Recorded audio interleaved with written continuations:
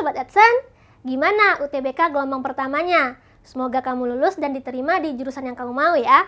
Sekarang, pada video ini, kakak akan bahas soal-soal terbaru kimia yang pastinya akan berguna banget untuk kamu yang sedang persiapan UTBK gelombang kedua. Tonton video ini sampai selesai.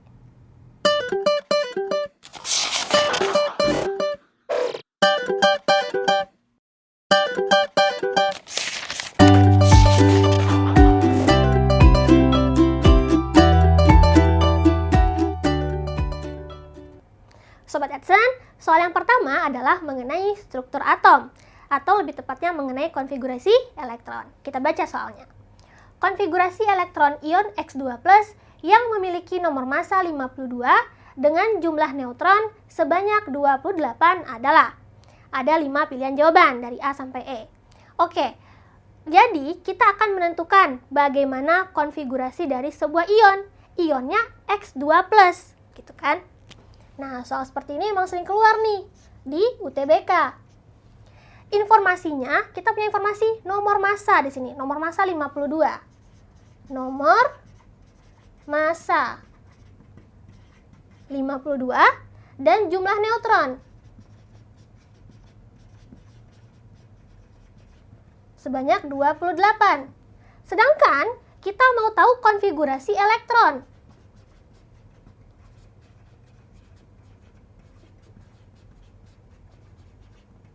Gimana tuh caranya kita untuk tahu berapa jumlah elektronnya? Oke, ingat lagi konsep mengenai notasi atom ya, notasi atom netral. Jadi kalau untuk notasi atom netral, misalnya atomnya X di sini. Di bagian atas kan ada angka kecil tuh, ada angka kecil. Nah, itu merupakan nomor massa. Jadi yang atas itu nomor massa. Dimana kalau di soal nomor massa 52. Jadi 52 itu sebagai nomor massa kita tulis di atas. Kemudian di bawah sini biasanya apa? Biasanya nomor atom di sini. Kita tulis saja di sini B. Gitu ya, nomor atom. Nah, nomor atom pada suatu atom netral, si X atom netral nih, itu merupakan, ini tulis dulu ya, nomor atom itu sama dengan jumlah proton. Sama dengan jumlah elektron. Gitu ya, pada atom netral. Kita tadi mau tahu apa? Konfigurasi elektron ya. Ada nih elektron. Jadi berarti kita harus tahu berapa nomor atom si X di sini. Kan? Tapi kita punya informasi apa lagi? Jumlah neutron. Nah, neutron itu pada suatu atom itu merupakan apa? Nomor massa dikurang nomor atom. Nomor massanya ada informasinya. Neutronnya ada, berarti kita bisa hitung berapa nomor atomnya Sobat Adsen. Kita hitung saja, neutronnya 28. Nomor massanya 52. Maka di sini nomor atom, gitu ya. Maka nomor atom sama dengan 52 dikurang 28. Pindah ruas saja. Berapa? 24. Nah, ini nomor atom. Tadi ingat lagi konsepnya, nomor atom sama dengan proton, sama dengan elektron pada suatu atom netral. Berarti elektronnya, elektron si X, elektron X sama dengan 24. Gitu ya. Nah, udah dapat nih kita elektron untuk si X, si atom netralnya. Kita kembali ke pertanyaan soal, adalah ion di sini. Ion.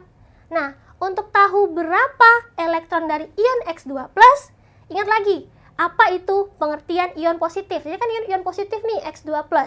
Berarti ion positif itu terjadi ketika suatu atom netral melepas elektron. Kalau di sini dia X2+, berarti ada 2 elektron yang dilepas. Gitu kan? Yang awal mulanya ada 24, kalau lepas 2 jadi 22. Nah, kalau mau mudah, kamu tinggal cari saja mana dari pilihan jawaban yang jumlah elektronnya 22. Tetapi kamu harus tahu lagi konsepnya. Konsepnya seharusnya tidak seperti itu langsung gitu ya.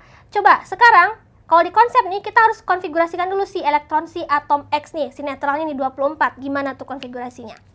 1s, nih ya.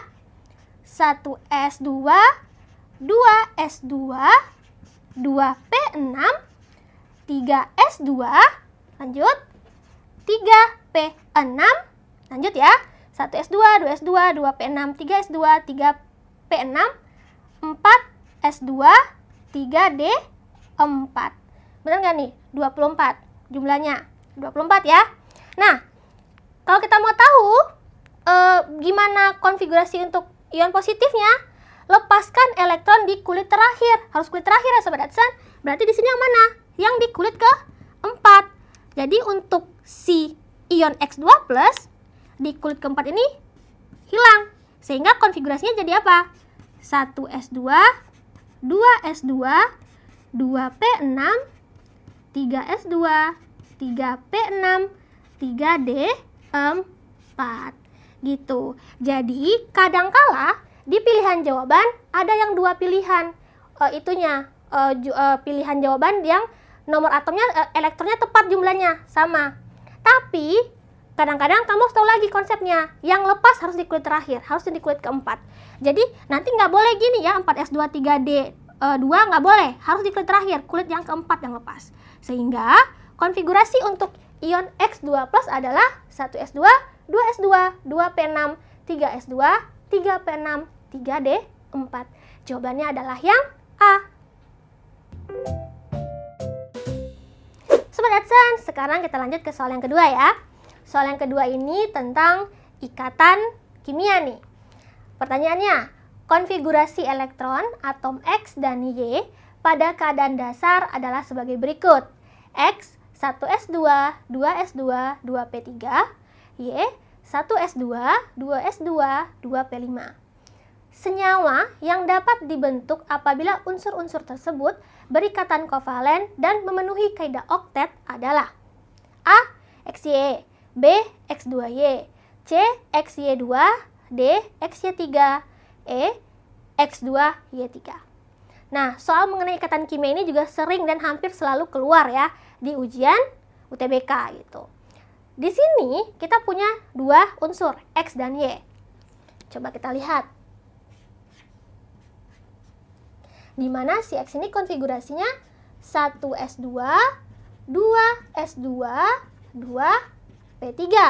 Si Y 1s2, 2s2, 2p5. Coba tentukan dulu si X dan Y ini dia apa? Golongan berapa? Elektron valensinya berapa gitu. Si X berapa elektron valensinya? EV-nya menjadi jumlahkan elektron di kulit terluar. Di sini kan kulit nomor 2 nih yang terluar.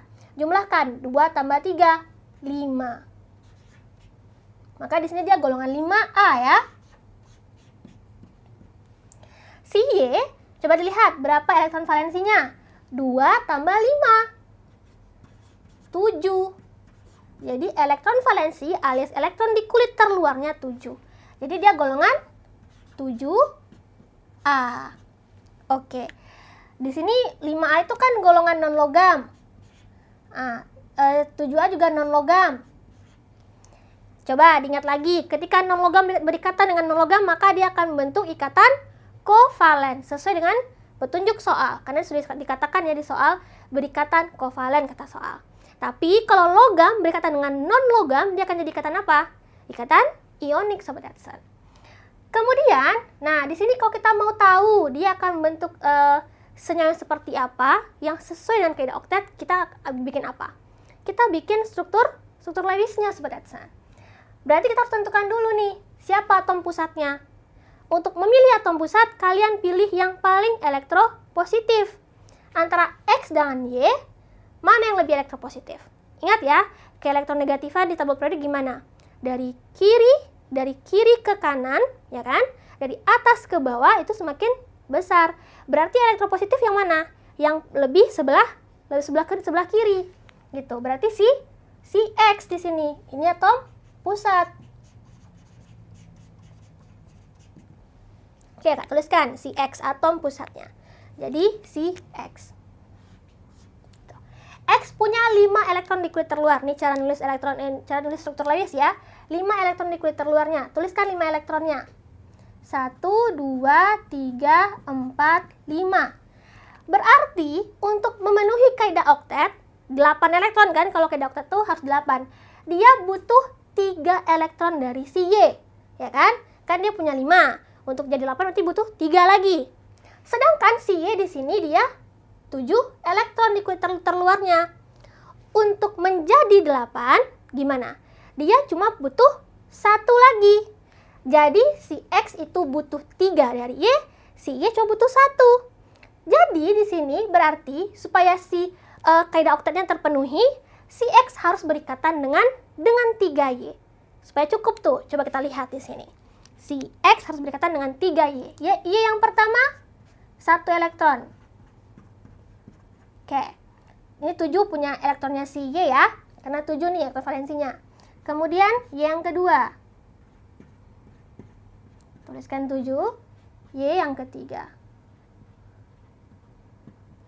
Coba dicek, benar tidak? Memenuhi kaidah oktet tidak? Lihat elektron di atom pusat, si X. 1, 2, 3, 4, 5, 6, 7, 8. 8. Nih, ini sudah memenuhi kaidah oktet. Yang ini juga 1, 2, 3, 4, 5, 6, 7, 8. Oktet, ini juga oktet, yang ini juga oktet. Maka, apa tuh? Ikatan yang terbentuk antara X dengan Y, supaya kaidah oktetnya terpenuhi adalah X. Hitung berapa Y-nya? 1, 2, 3. XY 3. Gitu. Sehingga jawaban untuk soal ini adalah yang D, Sobat Adsen. Paham kan? Soal ketiga yang wajib kamu kuasai untuk UTBK adalah mengenai asam basa. Coba kita lihat, baca dulu soalnya. Jika 50 ml HClO4 0,1 molar bereaksi dengan 50 ml basa lemah LOH 0,1 molar dan pH campuran yang terbentuk adalah 6. Maka, tetapan kesetimbangan basa lemah tersebut adalah. Oke, jadi dalam reaksi asam basa ini banyak nih kemungkinan yang akan terjadi. Bisa jadi kamu akan gunakan nanti rumus larutan buffer. Bisa jadi juga kamu akan gunakan rumus hidrolisis garam. Bisa jadi juga kamu akan gunakan rumus untuk menentukan derajat keasaman yang biasa aja, kayak asam aja atau basa aja gitu. Nah, untuk mengetahui kita akan gunakan rumus yang mana pada soal ini, kita harus lihat dulu kondisinya. Harus reaksikan dulu. Mari kita lihat, yang bereaksi apa? HCl4 sama LOH. Jadi itu ya, tipsnya kamu harus reaksikan dulu. HCl4 di sini, volumenya berapa? 50 ml. Kemudian, molaritasnya 0,1 molar. Lalu, di sini ada basa lemah LOH. LOH. Volumenya adalah 50 ml juga. Molaritas LOH-nya 0,1 molar. Kemudian, si campuran antara HCl4 ini dengan LOH itu katanya pH-nya adalah 6. Yang terbentuk larutan yang terjadi pH-nya 6. Gitu. Yang ditanya Kb-nya berapa. Oke. Nah, di sini sudah kelihatan ya. Kamu harus tahu nih, HCl4 ini dia adalah asam kuat. Asam kuat itu kan nggak banyak ya, ada 7. Kamu harus hafalkan. Ada Hi, ada HCl, H2SO4, HNO3, HCl4, apalagi. Itu ya diantaranya. Nah, berarti di sini, kemudian setelah itu, kakak tulis ini, diketahui.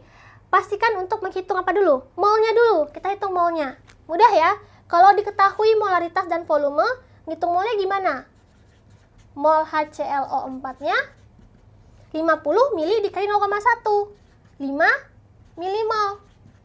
Kalikan saja volume dengan molaritas. Jadi mol HCl4-nya 5 milimol. Kemudian LOH-nya.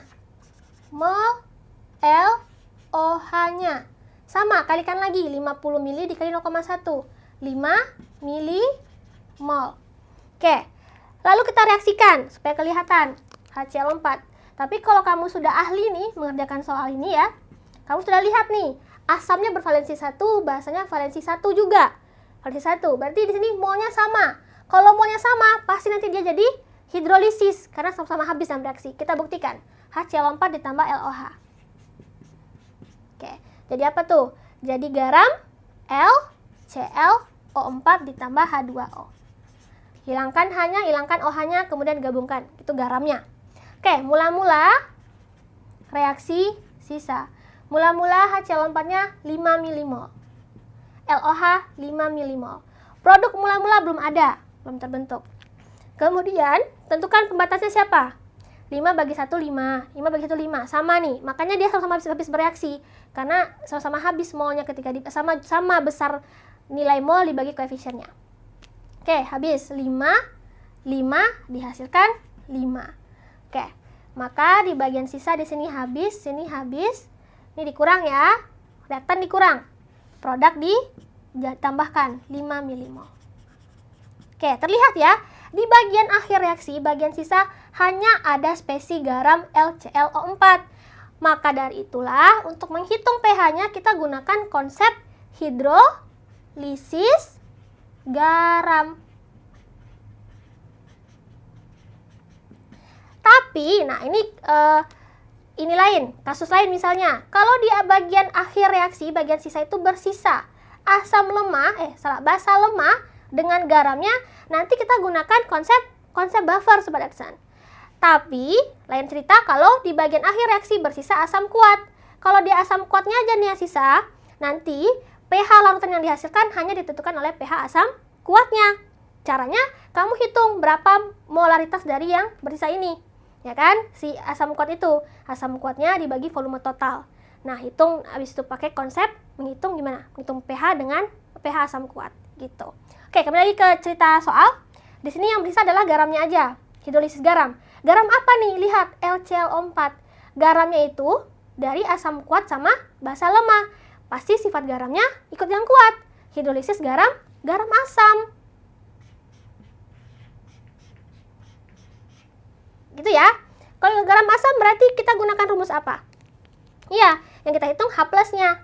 Gimana rumus hidrolisis garam asam? H plus sama dengan akar dari KW per KB dikali konsentrasi garam. Gitu ya. Konsentrasi garamnya. Maka kita hitung dulu konsentrasi garamnya. Gimana caranya? Berarti di sini, oke, kita hitung di sini saja ya. Konsentrasi garam LClO4-nya sama dengan nih, molnya, mol per volume total. Karena di sini dia sudah jadi satu kesatuan kan? 5